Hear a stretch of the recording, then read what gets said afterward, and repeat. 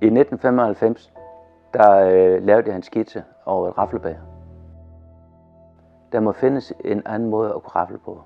En nemmere måde, sådan som man også kunne rafle med en hånd, og også sådan som man har styr på terningerne. Sammen med min far i mit barndomshjem hjemme i kælderen i Sønderborg, der fik vi konstrueret et raflebager. Et raflebager, hvorpå man kun skulle rafle med en hånd. Man skulle ikke lægge terningerne op. De blev ikke slået ud på bordet, og så skulle det også gerne have et flot design. Et design, som passer til et hvert dansk hjem. Det lykkedes at få det her frem. Det endte med et raflebager til sidst. Det kom til at se sådan her ud. Og det er ikke nogen af de her raflebager, som ikke har været i mine hænder, inden de forlader fabrikken. Når man har det rigtige raflebager, så hører jeg fra flere, der siger, at vi har aldrig raflet så meget.